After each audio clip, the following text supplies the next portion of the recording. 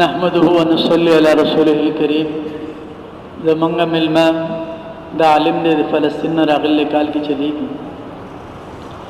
درست سورۃ نمل آیتونه ولستل او دغه خلاصه ده د الله جل جلاله فرمایي چې په سليمان علیه السلام باندې ما ډېر انعام او احسان چې الله ورته نبوت عمر کړو او الله پاک ورته بادشاہت عمر کړو. بیا سليمان علیه السلام بادشاہت په انسانانو باندې، په مرغو باندې، په درندو باندې، په هواګانو باندې، په انسانان، جنات، په ټول مخلوقات باندې الله جل جلاله سليمان علیه السلام ته حکومت ورکړي. بیا سليمان علیه السلام په لارې تیرېدو نو یو میګي आवाज کوي چې اے میګیانو خپل سړو ته چکم دی واپس لاړ شي. چې سليمان علیه السلام او د هغه لښکر را روان دي او هغه ته څه پته زموږ د خپل لاندې شي کوي. تاسو د خپل لاندې ونه چقئ، تاسو خپل سړو ته واپس لاړ شي. بیا سليمان علیه السلام د یو میاشت سفر د سات په وخت کې به طے کو او یو میاشت سفر د ماښام په وخت کې به طے کو او شپږ لاکه مجمع د هغه په تخت باندې بناسته وه. نو سليمان علیه السلام سفر باندې بچګلته نو ټول پرندو په سليمان علیه السلام باندې سورې کړي. نو یو مرغۍ نه و. نو سليمان علیه السلام چې مالی لا ار الهدهد سو جره چې ماته هدهد نه ښکاري. زمون پښتو ګوت مولا چرګ کوي او تاسو په غاړه پته نشته چې تاسو ورته سوې بیا هدهد نشته.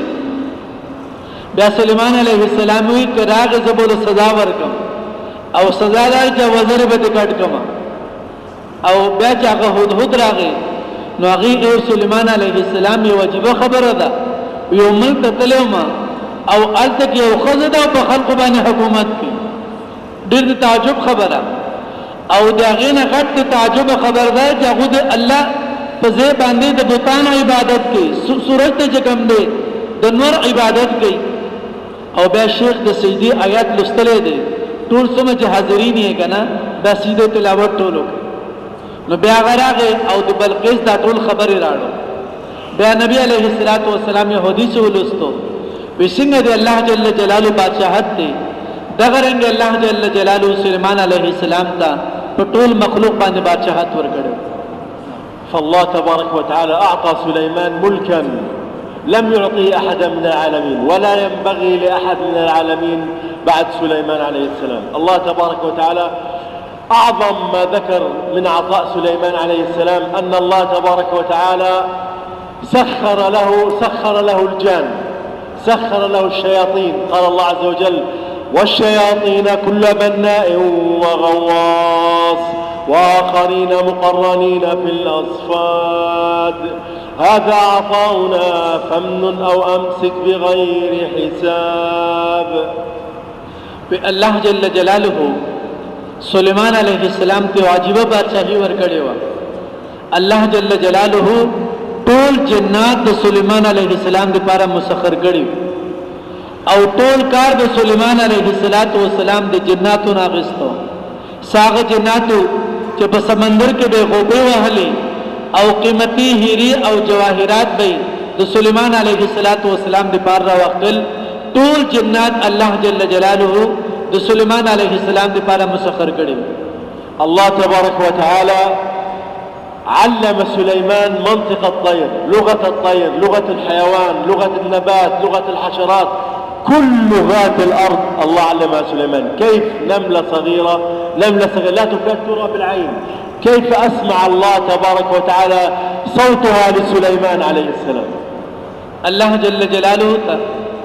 جل جلاله سليمان عليه السلام ته د حیواناتو د مرغو علم ورته الله پاک نصیب کړو او د حیواناتو په خبرو باندې پوهیدم تر دې پر چې وړي کې نمله یو وړي کې میږي هغه اعلان کې چې میږو خپل سړو ته واپس لاړ شي. د هغه اوازم سليمان علیه السلام واوریدو. نو د ټول حیواناتو او د مرغو د خبرو علم الله جل جلاله سليمان علیه السلام ته نصیب کړو. كيف علمت النملة أن هذا سليمان وهؤلاء جيش سليمان وكيف اعتذرت لهم؟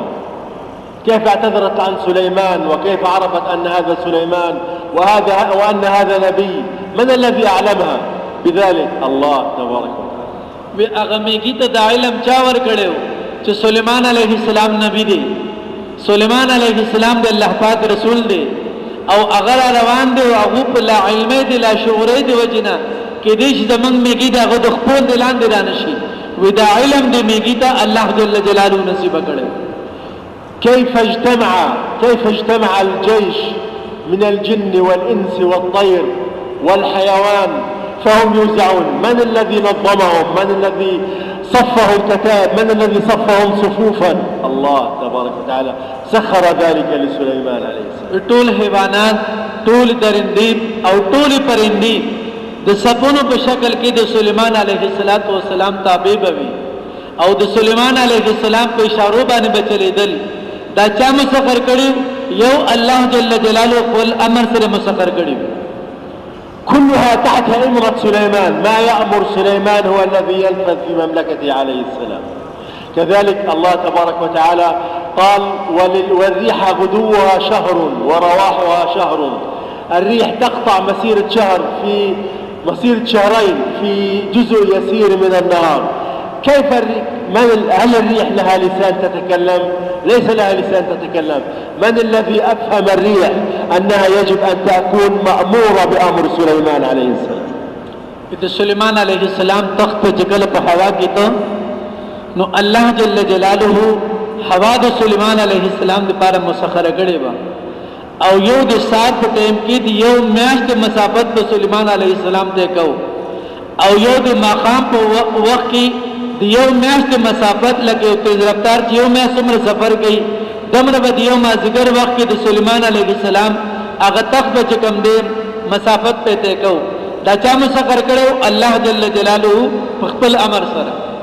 من الذي علمها المنطق؟ من الذي علمها أن تفهم لغة سليمان عليه السلام؟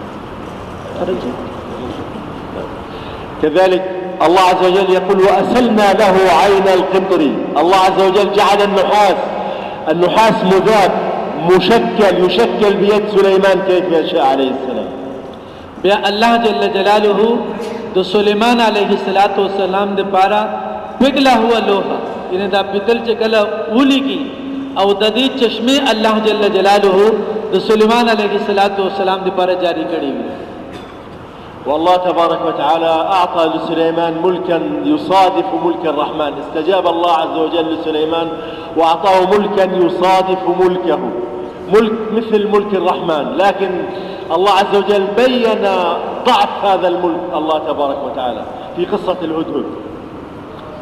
الله جل جلاله سليمان عليه السلام تا یو به مثل بادشاہي ورکړي و لیکن ندی بادشاہیم سے قدر و قیمت دمر نشته دی الله جل جلاله په نظر کې او بیا په مخکنه واقعیا کې دا خبر الله بیان کړی دی. والله تبارك وتعالى جعل سليمان عليه السلام ملكا في فلسطين. أعطاه الله عز وجل الملك وأعطاه ما لم يعطه أحدا من العالمين، ولكن الله عز وجل كل ذلك كم أعطى الله سليمان، كم أعطى الله داود عليه السلام. لكن سليمان وداود أن الله عز وجل يقول للنبي محمد صلى الله عليه وسلم وعزتي وجلالي يا محمد لو سلكوا علي كل سبيل واستفتحوا علي كل باب لم يدخلوا الجنة إلا من خلفك. سليمان وداود وإبراهيم وإسحاق ويعقوب وكل أنبياء الله تبارك وتعالى. الله جل جلاله سليمان عليه السلام د داسې بادشاہي ورکړې و چې نه چاته ملاو دا او نه چاته ملاوي دي شي. او بیا داود عليه السلام ظاهري باطني ټول نعمتونه ورته الله پاک نصیب کړی، لیکن در ټول بادشاہت نه باوجود نبی عليه السلام فرمایي الله جل جلاله فرمایي چې زما د خپل عزت باندې قسم وي، د خپل جلال باندې مې قسم وي، کو ټول خلق په لار باندې روان وي، لیکن اے زما محبوبا اے محمد رسول الله صلی الله علیه وسلم سو پر استا په لار خلق نه دی روان هیڅ چاته کامیابی نشي ملاوي. والله عز وجل يقول وإذ أخذ الله ميثاق النبيين لما آتيتكم من كتاب وحكمة ثم جاءكم رسول مصدق لما معكم لتؤمنن به ولتنصرنه قال أقررتم وأخذتم على ذلكم إصري قالوا أقررنا قال فاشهدوا وأنا معكم من الشاهدين فمن تولى بعد ذلك فأولئك هم الفاسقون. أخذ الله الميثاق على كل الأنبياء إذا ظهر محمد صلى الله عليه وسلم في زمن أي أحد من الأنبياء فعليه أن يترك دينه ويتبع دين محمد صلى الله عليه وسلم.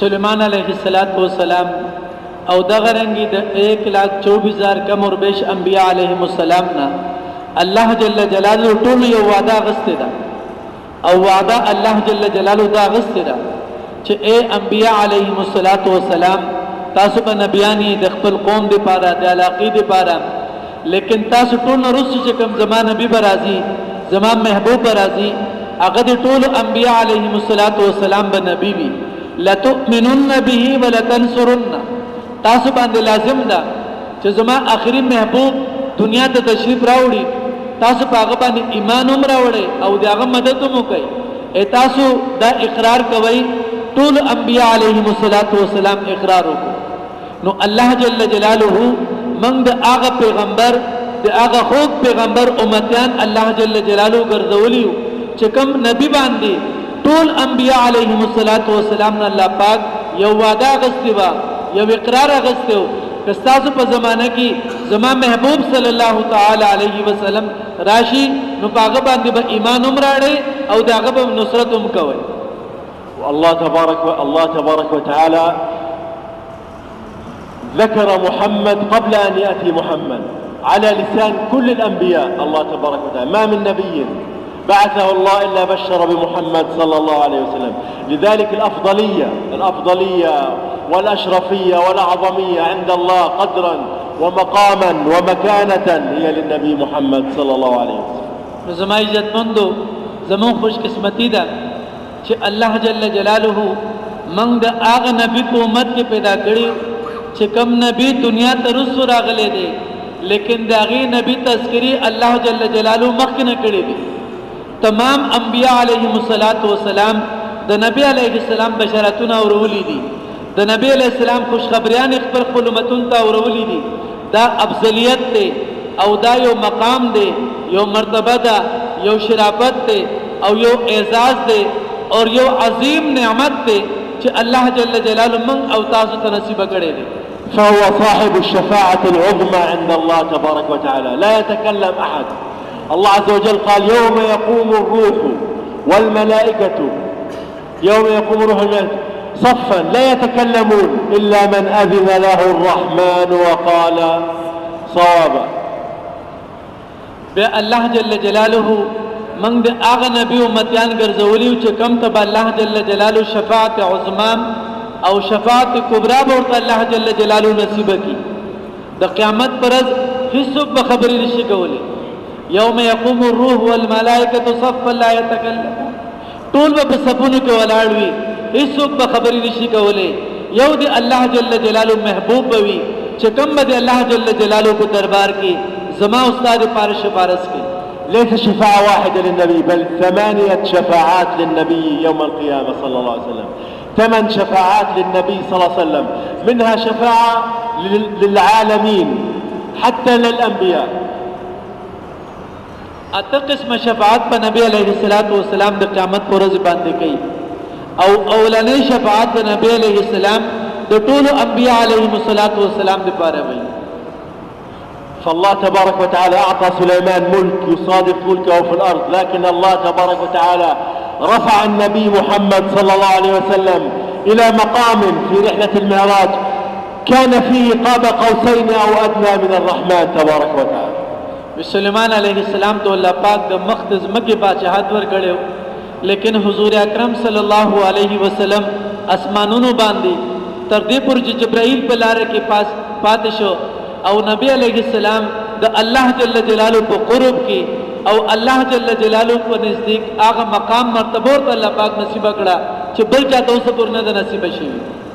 كذلك حباب الله عز وجل ذكر من صلاة سليمان عليه السلام في القرآن ذكر حرص سليمان على الصلاة في القرآن الله تبارك وتعالى. قال ووهبنا لداود سليمان نعم العبد إنه أواب إذ عرض عليه بالعشي الصافنات الجياد فقال إني أحببت حب الخير عن ذكر ربي حتى توارت بالحجاب ردوها علي فطفق مسحا بالسوق والأعناق ولقد فتنا سليمان وألقينا على كرسيه جسدا ثم أناب. سلیمان علیہ السلام اللہ جل جلالہ فرمائی چې داود علیہ السلام تما سلیمان علیہ السلام نصیب کو او زما خبر نگانو او زما طرف ته انابت او رجوع کوونکی. بیا سلیمان علیہ السلام یو ورځ اغاسونه کم چې جهاد لپاره ساتلیو هغه کې مشغول او دومره مشغول چې هغه نور ډوب شو. نو بیا تورې راواغستا او هغه ټول اسونه چې کم دې ذبح کړو لکه څنګه زمنګ په دغه کې ته وا قرباني کیږي دغه رنګ دا ټول اسونه چې کم دې قربان کړو. بیا الله چې دا زما په مسکو رکاوټ جوړ شو بیا ورته الله جل جلاله هواګان مسخر کړ. فسليمان كان له يريد أن يجاهد في سبيل الله تبارك وتعالى فتفقد الخيل أفضل الجياد التي يريد أن يجاهد بها في سبيل الله في مملكته عليه السلام فأخذ يتفقدها في مثل هذا الوقت حتى توارت الشمس غابت الشمس في المغرب وذهب عنه ورد صلاة العصر فقال ردوها علي فتفق مسحا بالسوق والعناق قطع عناقها وقطع أقدامها لأنها ألهته عن صلاة العصر وهو كان لمقصد شرعي يتفقدها ليقاتل بها في سبيل الله تبارك وتعالى. سليمان عليه السلام د الله په لار کې د جهاد لپاره اعلی درجه چې کوم دې اسونه ساتلیو به دا غي نگرانی د اقبال کو وی پاغي کې دمر مشغول اعلان کې د دین تقاضا وا د جهاد تقاضا وا لیکن هغه کې مشغول دمر شو چې نور ډوب شو او د سليمان عليه السلام د مازیګر مس قضا شو. نو سليمان عليه السلام فرمایل ردوا عليها چې دا سونه واپس ما خواته راولې هغه ټول پلان کې ودرول او تورې راواغستا او ټول چې کم دې ذبح کړو چې دا یو عمل دی او مسکه زمانه پر رکاوټ ولې جوړ شوی. فالله تبارك وتعالى يحب الصلاة على وقتها حتى في الأنبياء ما أرسل الله من نبي إلا أمره الله تبارك وتعالى بالصلاة. سمر الله جل جلاله انبیاء علیهم السلام دنیا ترا لګلی هر نبی ته الله پاک د مز حکم.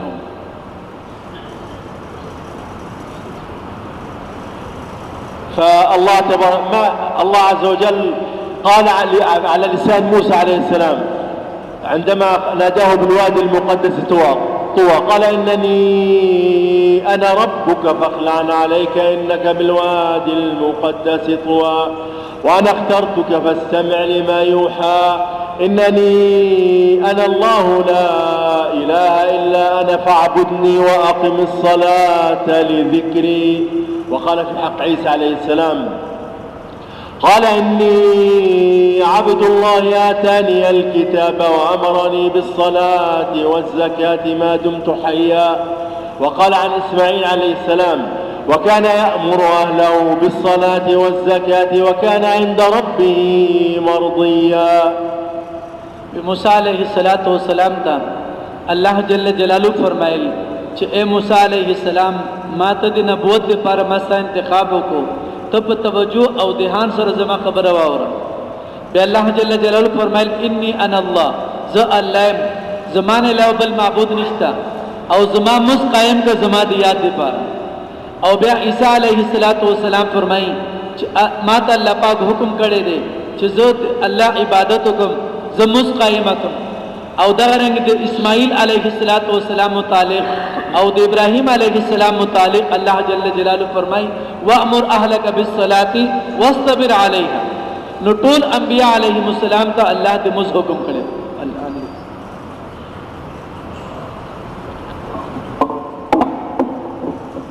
الله مبخ بیان به جاری وي ان شاء الله.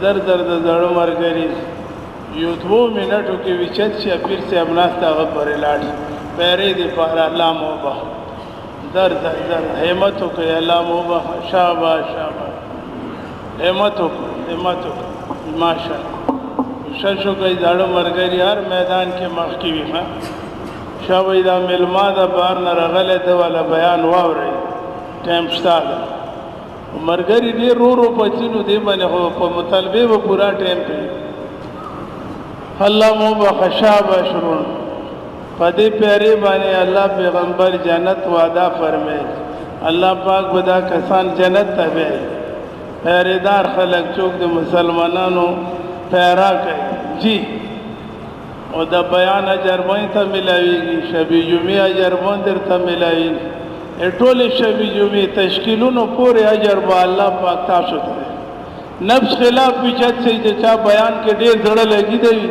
چې را بیان اورم او الله دې پاره قرباني وي جزاک احسان سے دامت برکات وي چې کوم عمل سره نفس خلاف کی هغه ټول د اخلاص نه ډک اخلاص نه ډک عمل د نفس خلاف چلی دی څوک وې ورونو نور مرګري لغوي همت وکي الله عمرونو کې برکت جان کې مال کې اولاد کې شابه د کسان کم دی لغو نه دی طرف نه وچت چې کډړ مرګري پکې دی غړ نه څوک نه وچتي څټ نه وچت چې تب نه لاټ شي ماشاءالله روستو زړه مرګري نه استجوا غنټه 2 غنټي وې دور ډېر په خو نه وکړ دینه بعد به پیرا مقرره اغا خو بل پیرا به کې شابه ورو همت وکي دو تلر ور کوي در در لر ور کې الله عمرونو کې برکت هر ځای نه زړه مرګري وچت شي الله توخه زمون زړه مرګري ور میدان دې پاره مونږ تیار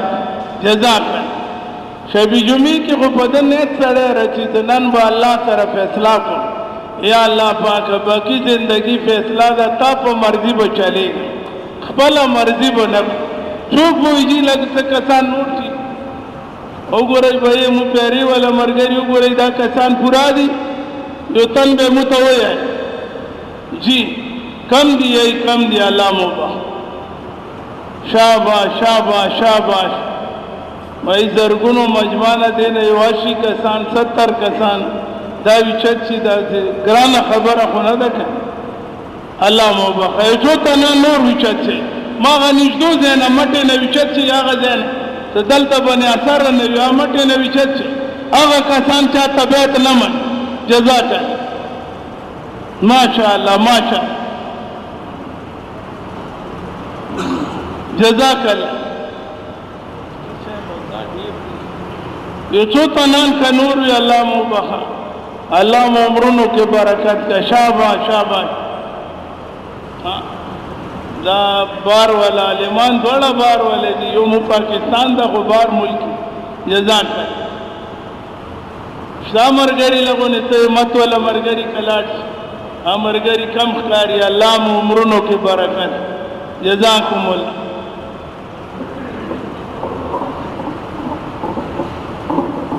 وقال الله تبارك وتعالى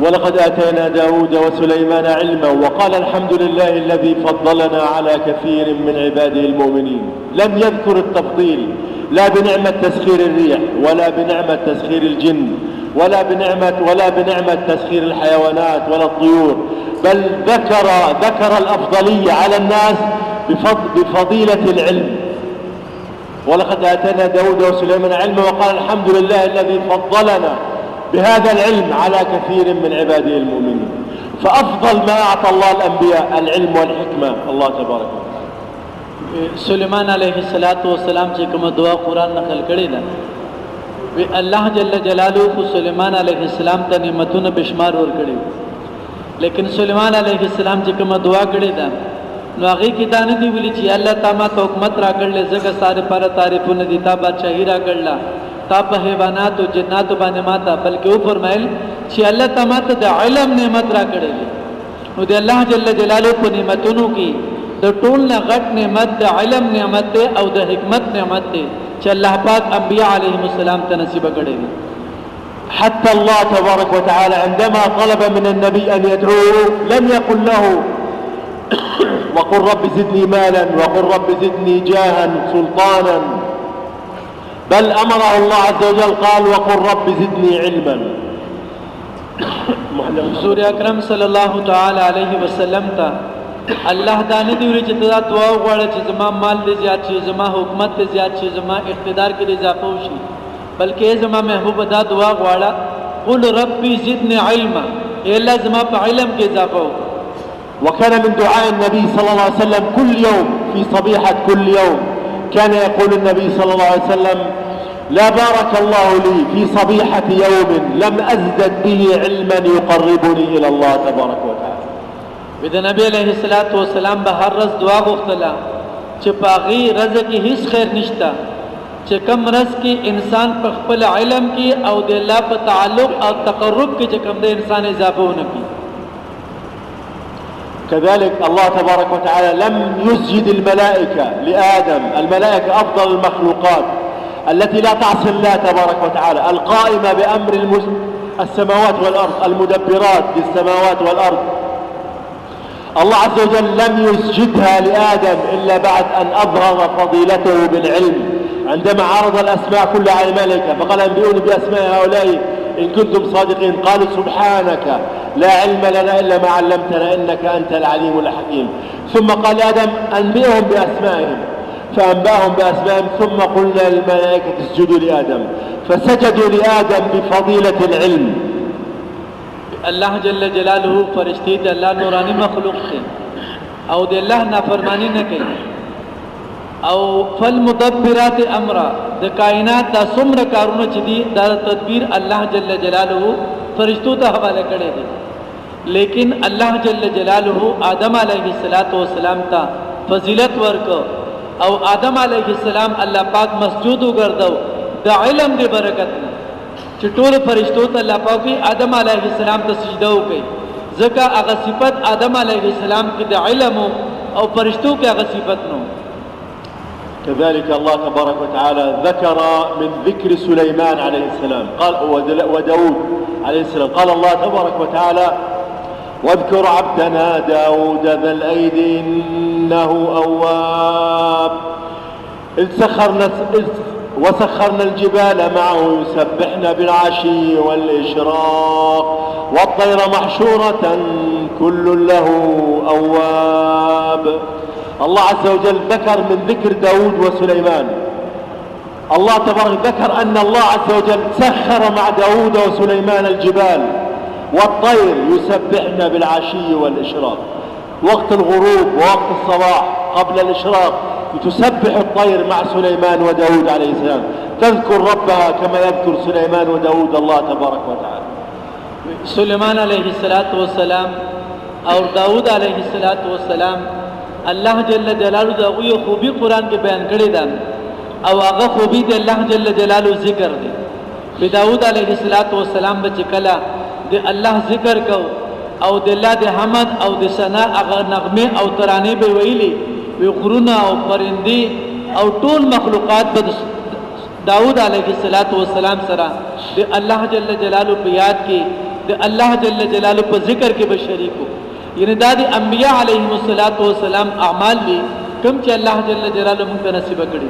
فالكون كله، كل الكون، كل الكائنات، الحجارة والطيور والطرقات والأشجار، وإن من شيء إلا يسبح بحمده تبارك وتعالى ولكن لا تفقهون تسبيحهم. بطول کائنات څومره کائنات کې ونی دي، بوټي دي، غرونه دي، خشکی ده، تری ده، كل شيء يسبح بحمد ربه. د کائنات یو ذره د الله جل جلاله حمد و ثنا بیانې، لیکن الله جل جلاله فرمایي تاسو پاغه باندې نه پوهیږئ. والله تبارك النبي صلى الله عليه وسلم في يوم من الأيام النبي محمد صلى الله عليه وسلم مر في السوق بأناس يركبون على الدواب، رجلين من الصحابة رضي الله عنهم كل منهم يركب على دابته ويتكلمون وهم ركوبا على الدواب، فقال لهم النبي صلى الله عليه وسلم يا أيها الناس اركبوها سالمة واتركوها سالمة ولا تجعلوها كراسي لأحاديثكم في الطرقات، فلرب مركوبة خير من راكبها وأشد فكرا لله منه، أو كما قال صلى الله عليه وسلم. نبی علیہ السلام بازار کې روانو، یو دو صحابه خپل اسونو باندې سوارو او خپلو کې خبرې کولې. نبی علیہ السلام فرمایل چې تاسو خو طریقې سره په دې باندې سورېږئ او خو طریقې سره چې کوم دې دینه کوزېږئ. وی بعضې سورلي داسې وي، جانور داسې وي چې هغه خپل هغه د سور انسان نه الله ته زیات محبوب وي، ځکه هغه د انسان نه زیات د الله جل جلاله حمد و ثنا بیانوي. وكذلك قال النبي صلى الله عليه وسلم: ألا أدلكم على خير أعمالكم وأفضلها عند مليككم وأزكاها عند مليككم، وخير لكم من أن تنفقوا الذهب والورق الفضة، وخير لكم من أن تلقوا عدوكم فتضربوا أعناقهم ويضربوا أعناقكم. قالوا: بلى يا رسول الله. قال: ذكر الله تبارك وتعالى. الله عز وجل قال: ولذكر الله أكبر من الدنيا ومن الآخرة. حضور اکرم صلی الله تعالی علیه وسلم صحابو ته فرمایل چې تاسو ته داسې عمل ونه ښیم چې هغه د سرو او سپینو د خرج کولو الله ته زیات وخت دی، او د الله په لاره کې تاسو جهاد وکړئ، تاسو په دشمن حمله وکړئ، دشمن په تاسو حمله وکړي، دینوم الله جل جلاله ته زیات محبوب دی. صحابه یا رسول الله څه عمل دی؟ نبی علیہ الصلوۃ والسلام فرمایل د الله جل جلاله ذکر کول. بیا د الله جل جلاله ارشاد دی ولذکر الله اکبر، چې د الله ذکر د ټول نه غټ عمل دی.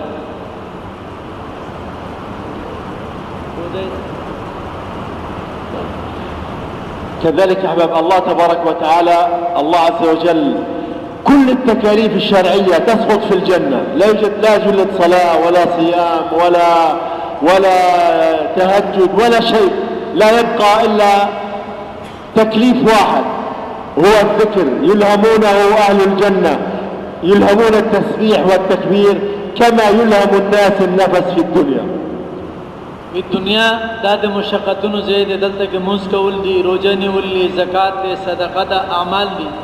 یو په جنت کې هیڅ مشقت نشته او په جنت کې انسان به مکلف نه وي، لیکن یو عمل داسې دی چې هغه به جنت کې هم وي، او هغه عمل د الله جل جلاله تسبیح، د الله پاک پاکی، د الله پاک ذکر او د الله عظمت بیانول او د الله پاک تعریف کول. فأقرب ما تقرب به المتقربون إلى الله ذكر الله تبارك وتعالى، شدة ذكرهم لله تبارك وتعالى. النبي صلى الله عليه وسلم خرج على مجلس من الصحابة رضي الله عنهم وهم يذكرون الله، يعني يعظمون الله تبارك وتعالى، فجلس النبي صلى الله عليه وسلم في وسطهم يريد أن يتشبه بهم، فقال: الحمد لله الذي أمرني ربي أن أجد في أمتي من أصبر نفسي معه وأذكر الله معهم تبارك وتعالى. الله جل جلاله د قرب او د تعلق د حاصلولو د ټول نه مختصر او د ټول نه اسانه لار هغه د الله جل جلاله ذکر دی. په ذکر سره انسان ته د الله جل جلاله قرب او تعلق نصیب کېدی شي. نبی علیہ الصلوۃ والسلام تیر شو او یو څو صحابه ناستو، نبی علیہ السلام په هغو کې کېناستو او بیا فرمایل چې ټول تعریفونه هغه الله د پاره دي چې په یو داسې مجلس کې الله جل جلاله ماته د ناس توفیق راکړ چې کم خلق الله یادوي او دنیا کې په دې یاد په دې ذکر باندې رو مقصود صرف اور صرف دی الله جل جلاله رضا ده. النبي صلى الله عليه وسلم يقول: إنه لا يغان على قلبي وإني لأذكر الله لأستغفر الله في المجلس الواحد 100 مرة، أو كما قال صلى الله عليه وسلم. نبی علیہ الصلوۃ والسلام فرمایي چې بعض وخت کې زما په زړه باندې هم داسې تورواله اثر راځي او زه د هغې د ختمولو دپاره په یو مجلس کې سل ځله چې کوم دی د الله جل جلاله نه استغفار طلب کوم. ثم الله عز وجل ذكر من إكرام سليمان ومعاملات سليمان مع جيشه ومع من في مملكته، من هم تحت أمره في مملكته. قال الله عز وجل: يجعلون له تماثيل وجواب وقدور راسيات اعملوا آل داود شكرا وقليل من عبادي الشكور. الله عز وجل ذكر القدور، قدور سليمان التي كان يطبخ بها ويطعم بها الناس، قدور راسيات في أماكنها لا تتحرك من شدة عظمتها وكبرها، يطعم بها الناس. كان من سماته عليه السلام أنه من المنفقين الذي ينفقون على الناس ويطعمون الناس ويكرمون الناس عليه السلام. سلیمان علیہ السلام الله ورته جنات ته بګړیو او غټ غټ دیګونه او غټ غټ پتیلې به په جناتو باندې جوړولې او دمره غټ غټ پتیلې به وی چې عام کسانو هغه د خپل ځین نشي خوځولې ځکه د سلیمان علیہ السلام کې ډېر سخاوت د خلق اکرام په خلق باندې خلق ملمستیام او په خلق باندې پرول. لیکن الله جل جلاله فرمایي چې اے سلیمان علیہ السلام او داؤد علیہ السلام زما شکر ادا کړئ ځکه زما په بندگانو کې زما شکر کوونکي ډېر کم. وكانت له مائدة من الذهب كما ذكر أصحاب السير أن سليمان كانت له مائدة من الذهب لا تنبغي لأحد من قبله ولا لأحد من بعده. حتى الله عز وجل كل ملك سليمان الذي ذكر الذهب والمحاريب والتماثيل والجفان والقدور كلها ذهبا أخفاها الله لأنها لا تنبغي لأحد من بعده عليه السلام. سلیمان علیہ السلام به کوم درستخان لګیده هغه د سرو زر تر قیامت پورې داسې بادشاہ چاته نشي ملاوي دي او جناتو باندې څومره غټ غټ کارونه وي هغه به په جناتو باندې کول او داسې ورته الله پاک هر څه مسخر کړي چې تر قیامت پورې بل چاته به داسې مسخر نشي. من إخلاصه ذكر أن سليمان عليه السلام كان في يوم من الأيام ماشيا على بساط الريح وهو جيشه فسمع فلاحا في الأرض يقول سبحان الذي آتى آل داود هذا الملك. فأمر سليمان الريح أن تنزل بالبساط فنزل سليمان فقال للرجل ماذا قلت؟ قال قلت سبحان الذي آتى آل داود هذا الملك. قال والله إن كلمة سبحان الله تعدل سليمان وداود وملك سليمان وداود كله من إخلاصه لله تبارك وتعالى. سليمان عليه السلام إخلاص داو چې زله په تخت باندې روان دي په هوا باندې او شپږ لاکه مجمع په تخت باندې ناشته ده یو کس په خپل پټي کې کار کو هغه چې وکتل چې په هوا کې سليمان عليه السلام روان دي نو هغه سبحان الله چې الله تعالی پر پاکی ده تا دا بادشاہ سلیمان علیہ السلام ته ورکړی دی. سلیمان علیہ السلام هوا ته حکم وکړو چې تخت دغلته کې کوس کا بیا هغه هوا ته کوس کو سلیمان علیہ السلام هغه ذمہ دار خواته لاړ چې تاسو ویلي هغه ما دا ویلي سبحان الله چې الله ته پاک تا ډېر عظیم بادشاہي سلیمان علیہ السلام ته نصیب کړی دا. سلیمان علیہ السلام اخلاص ته وګورئ او د دین اهمیت ته وګورئ. سلیمان علیہ السلام هغه ته فرمایل چې ستاده یو سبحان الله ویل افضل من دولت آل داود ودا زما د بادشاہینا الله ته زیاته خوخه ده ځکه زما بادشاہي به فنا شي لیکن ستاره سبحان الله اجر ډېر پاره فنا نه ده بلکې ستاره سبحان الله اجر همیشه د الله جل جلاله په خزانو کې به ستاره پاره محفوظ وي. كذلك يا أحباب الله تبارك وتعالى ذكر الله عز وجل مقصد هذا الملك الذي أعطاه الله لسليمان عليه السلام. مقصد المملكة، مقصد الجيش، مقصد الطير، مقصد كل هذا التسخير وكل هذه النعم وكل هذه الكرامات التي أكرم الله بها سليمان وداود. فقال الله تبارك وتعالى وتفقد الطير فقال ما لي لا أرى الهدهد أم كان من الغائبين لأعذبنه عذابا شديدا أو لأذبحنه أو ليأتيني بسلطان مبين. فمكث غير بعيد فجاء الهدهد وقال أولا الله عز وجل ذكر أن يا سليمان كل هذا الملك الذي أعطيتك إياه كل هذا العلم الذي أعطيتك إياه فإني قد أطلعت الهدهد على ما لم تعلمه أنت يا سليمان. الله جل جلاله سليمان رضم بادشاہی او کوم ورته الله پاک ارس مسخر کړي لیکن د هر څه نه باوجود هغه د مرغوب تلاش کو نو هدهد نو او بیا چې کله هدهد راغی نو هغه سليمان عليه السلام دې اخذت بك بما لم تخذ به چې اے سليمان عليه السلام ما هغه علم هغه خبر راولې چې تم دغه خبر نه خبر چې خزر او په خلق باندې حکومت يعني أنت على كل هذا الملك أنت ضعيف لا تعلم شيئا. الذي تعلمه هو الذي نريده نحن ليس الذي تريده أنت.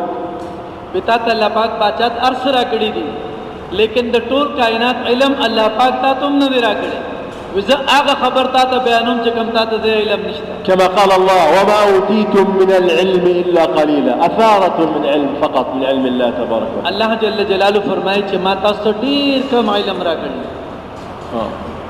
والله الله عز وجل كذلك الله عز وجل عندما قال أحط بهدهد، هدهد غير مكلف، الهدهد غير مكلف، لم يكلفه الله، لم يعطيه الله التكليف، لم يجعله من خير أمة أخرجت للناس الله تبارك وتعالى، لم يعطيه الأفضلية الله عز وجل، لم يجعله الله عز وجل من أول أمة تدخل الجنة الله تبارك وتعالى، بل هدهد غير مكلف غير عاقل، غضب أن يجد أناس يعبدون غير الله في الأرض تبارك وتعالى. هدهد مکلف نه دی او نه په بهترین امت کې دی او نه د هغه فضایل قرآن او حدیث بیان کړي دي، لیکن بیا هم هغه فکرمند دی چې دا خلق د نور عبادت ولې کوي، دوی د الله جل جلاله عبادت ولې نه کوي. الهدهد بفطرته فقط بالفطرة، الهدهد غضب أن يعبد غير الله في الأرض، فهل غضبت فطرتنا أن نجد أناس بيننا لا يذكرون الله، لا يصلون، لا يأتون إلى المساجد، يكفرون بالله تبارك وتعالى؟ نحن نرى اليوم الأرض 7 مليار، معظم الأرض كلها على الكفر، فهل غضبنا مثل ما غضب الهدهد لله تبارك وتعالى؟ في أغا هدهد د فطرت دی وجه هغه په دې خبرې تعجب وکړو چې دوله د نور عبادت نو پکار دی، الله عبادت پکارو. موږ اشرف المخلوقات یو، د نبی علیہ السلام په امت کې الله پاک مونږ ته یو عزت، یو شرافت، یو مقام، یو مرتبه را کړی ده، لیکن مونږ کې هر یو کس خپل محاسبه وکړي. څومره خلک زما ارد ګرد کور کې مزد نه کوي، زه په هغه ماته هغه غم شته او که نشته، د الله ذکر نه کوي، زما په زړه کې د هغو هغه غم شته او که نشته، اعمال صالحه نه کوي، ګناهونو کې مبتلا دي. دغه رنګې یعنی د انسانیت 1.5 ارب چې کوم دی د انسانیت مسلمانان دي، اکثریت د کافرانو دي. ای زمون په زړونو کې هغه غم هغه درد شته چې دا ټول کافران کلمه وایي، دا ټول کافران د جهنم نه بچي او دا ټول کافران ایمان راوړي جنت ته تلو والا جوړ شي.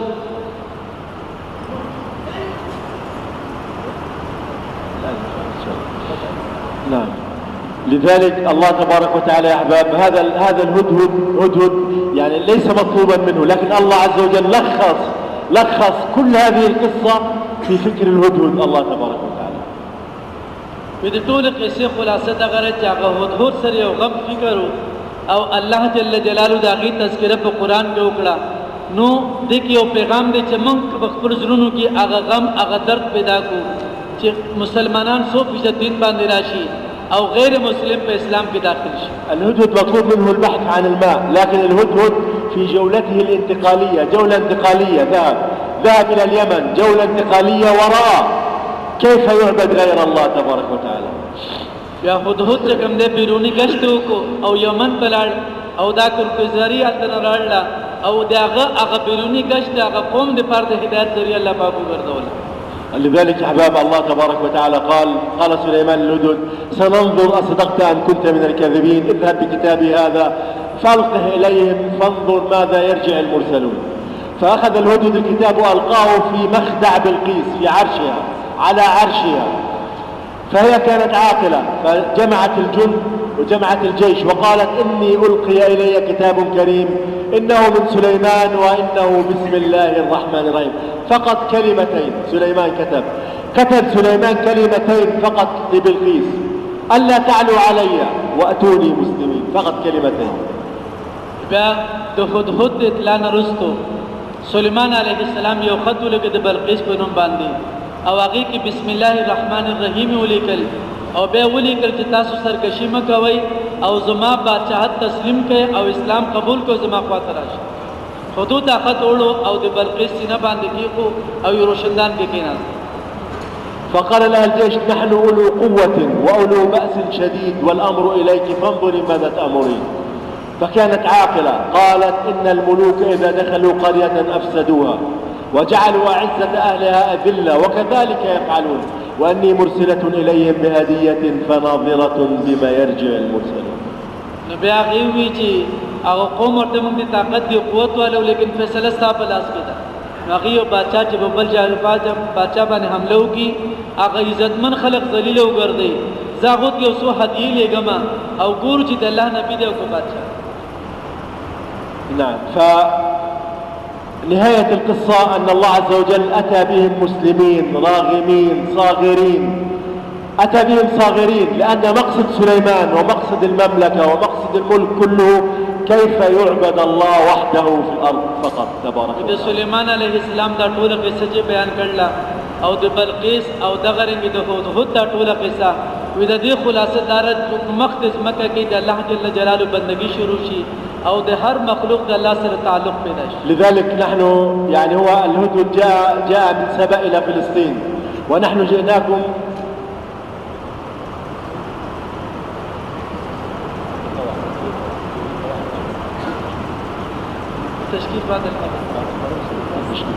فنحن جئناكم من فلسطين من الأرض المقدسة من أرض إبراهيم وإسحاق ويعقوب وسليمان ويحيى وزكريا ومريم عليه السلام ويوسف عليه السلام وإلياس واليسع وذي الكفل، كل الأنبياء جئنا إلى باكستان فقط لمهنة الدين.